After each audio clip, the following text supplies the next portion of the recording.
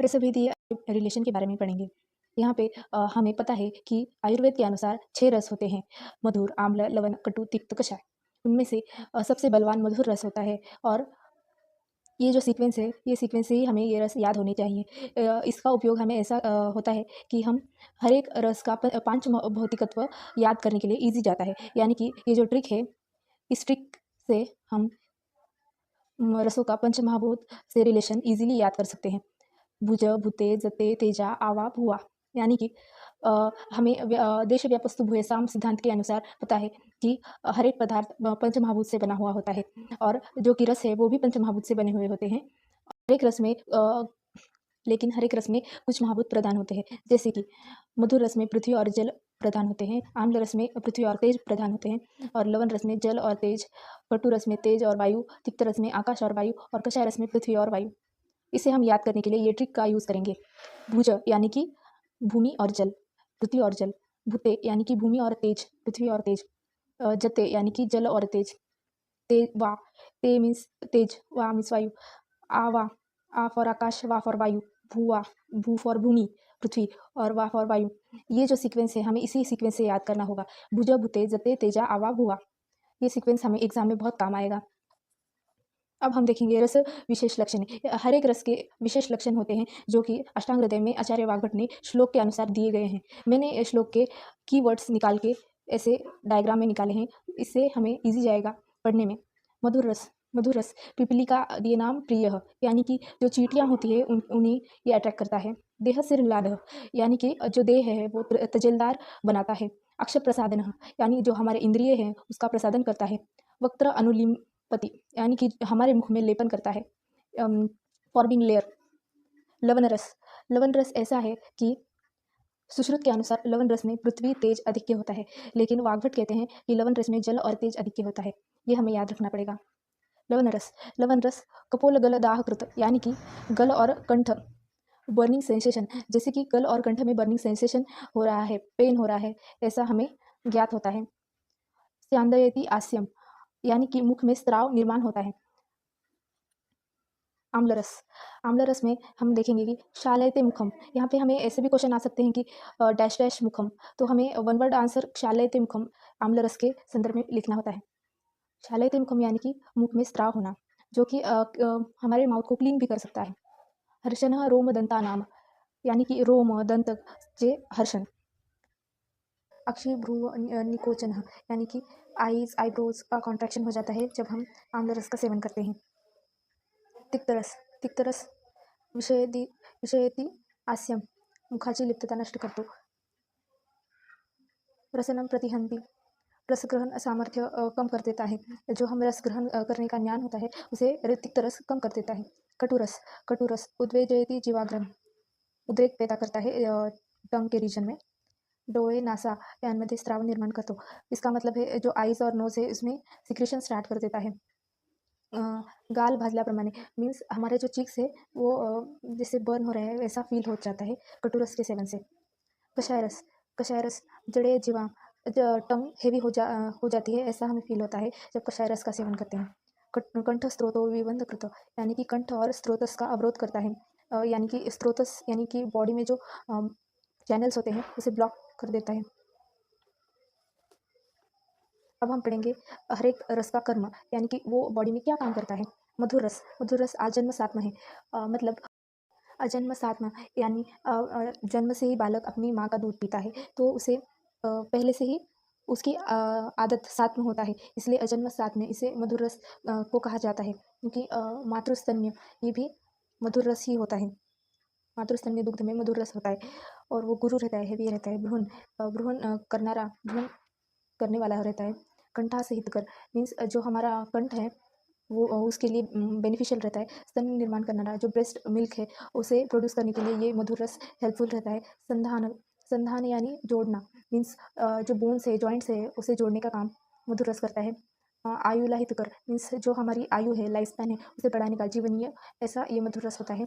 अगर हम मधुर रस का ज़्यादा क्वांटिटी में इस्तेमाल करते हैं तो मेद और कफ व्याधि निर्माण हो सकते हैं, जैसे कि स्थौल्य, ओबेसिटी, अग्निमांद्य। जो डाइजेस्टिव फायर है वो कम कर देता है। स्रोत, यानी कि बॉडी चैनल्स जो रहते हैं उसे ब्लॉक कर सकता है।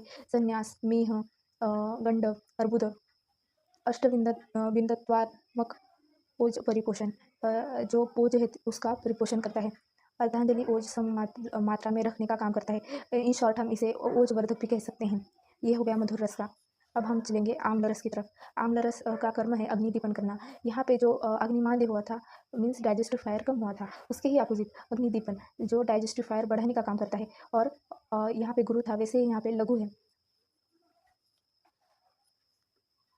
आम्ल रस कर्म ऐसे हैं कि वो पाचन में हेल्प करते हैं, रोचन करता है और वो स्निग्ध रहता है और हार्ट के लिए भी अच्छा रहता है और उष्णवीर्य रहता है, लेकिन उसका स्पर्श शीत होता है। प्रीणन और क्लेदन करने के लिए भी हितकर रहता है। कफ रक्त पित्त बढ़ाने के लिए भी रहता है। और जो मूड वात है, यानी कि मूड वात मीन्स जिस बात का जो डायरेक्शन है वो गलत डायरेक्शन हो गया है, उसे सही डायरेक्शन में लाना है, अनुलोमन करना। अगर आम्लरस अति मात्रा में हो जाए तो भ्रम यानी चक्कर आना, कंडू पांडु, विस्फोट, विसर्प, तृष्णा, शोफ, ज्वर, फीवर, तिमिर, शैथिल्य। लवण रस का कर्म यह है स्तमन, संघात, बंधनाशक, यानी कि जो बॉन्ड्स है उसे तोड़ने का काम। संघात जो कॉन्स्टिपेटेड फूड है, जो स्तंभ जो कि ब्लॉक हुए चैनल्स है, उसे ओपन करने का काम लवण रस करता है। अग्निदीपन करना, डाइजेस्टिव फायर को बढ़ाना, तीक्ष्ण, स्नेहन स्वेदन रोचन करना, छेदन भेदन करना, ये लवण रस का काम है। अगर लवण रस ज़्यादा मात्रा में लिया जाए तो वात रक्त व्याधि निर्माण कर सकता है, जो कि जॉइंट्स में हो सकती है। हेयर फॉल हो सकता है, जो हमारे बाल है वो पांड्रे जो हमारे बाल है वो सफ़ेद हो सकते हैं। खालित्य, पालित्य, वली यानी रिंकल्स, तृष्णा, थर्स्ट, कुष्ठ कुष्ठ, स्किन डिसीजेस, विसर्प, विषवर्धन, बलनाशक, ऐसा भी लवण रस विपरीत कार्य कर सकता है अगर उसे अति मात्रा में लिया जाए। तिक्त रस के कर्म, हमें लगता है कि तिक्त यानी स्पाइसी होगा, नहीं। संस्कृत के अनुसार तिक्त यानी बिटर होता है। तिक्त रस कर्म वो अरुचि नाशक है। दाह, पित्त, कफ, उत्क्लेश, ज्वर, मूर्छा, कुष्ठ, विष, तृष्णा, कृमि, इन सब का नाश करने का काम तिक्त रस करता है। क्लेद, मेद, वसा, मज्जा, पुरीश, मूत्र, इन सबको शोषण करने का काम तिक्त रस करता है। तिक्त रस लघु होता है। मेद्य यानी कि जो हमारी इंटेलिजेंस है उसे बढ़ाने का काम करता है। शीत होता है, रुक्ष होता है और स्तन्य और कंठ इसका शोधन करता है। फॉर एग्जाम्पल, अगर स्तन्य में या फिर कंठ में वात व्याधि हो जाए तो उसे बाहर निकाल कर शोधन करने का काम तिक्त रस कर सकता है। तिक्त रस अगर ज़्यादा मात्रा में हो जाए तो धातु का ह्रास भी हो सकता है, यानी कि धातु क्षय हो सकता है और वात प्रकोप होता है और वात व्याधि निर्माण होता है। इसको एक्सप्लेन हम ऐसे कर सकते हैं कि तिक्त रस आकाश और वायु महाभूत के आधिक्य से बना हुआ होता है और उसी के कारण वो वात व्याधि निर्माण कर सकता है। कटुरस का कर्म हम देखेंगे। कटुरस कंठ रोग, उदर्द, कुष्ठ, आलस, क्षोभ, इनका नाश करता है। यानी कि जो शीत स्पर्श के कारण बहुत ही ज़्यादा ठंडा या फिर बारिश का पानी, उससे जो रेडनेस जो स्किन पे आती है, कंडू युक्त शोफ, वो रोग होता है। कुष्ठ, आलसक जो आम विकार होता है, शोफ, इसका नाश करने का काम कटुरस करता है। व्रण अवसाधन करने का भी काम कटुरस करता है।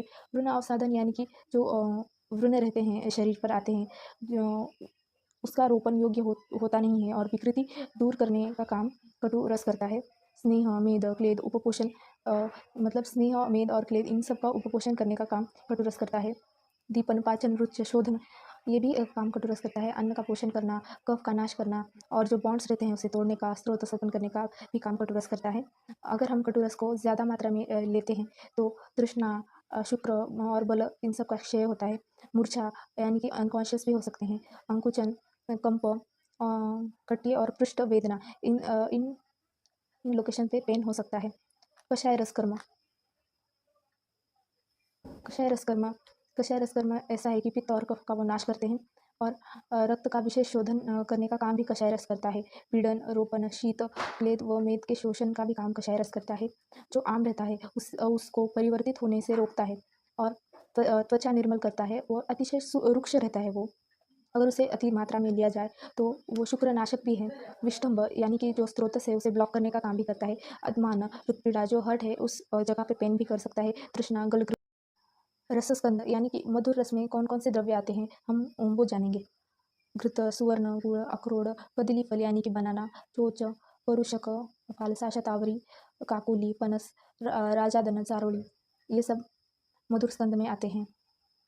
तिक्त स्कंद में इतनी सारी द्रव्य हैं जिनमें से हम देख सकते हैं पटोल, त्रायंती, वाळा, चंदन, भूनिंब, निंब, कुटकी, तगर, अगरू, कुटज, कुड़ा, करंज, हरिद्रा, दारू हरिद्रा, नागरमोथा, मुरवा, आवडुळसा, पहाडमुळा, आघाडा, कांस, लोखंड, गुळवेल, धामासा, बृहत पंचमूल, शूद्र, बृहत व्याघ्री, इंद्रवारुण, अतिविषा, वचा, वैखंड, ये द्रव्य तिक्त रसात्मक होती है। आम्ल रसात्मक द्रव्य आ- आम्ल रसात्मक द्रव्य आवळा, चिंच, मातुलुंग, आम्लवेतस, डाळिंब, रौप्य, चुक्र, शुक्त, पालेवत, दही, आंबा, अपक्व, आम्रातक, भव्य, कवट, कर्मर्द हे आम्लरस स्कंद है।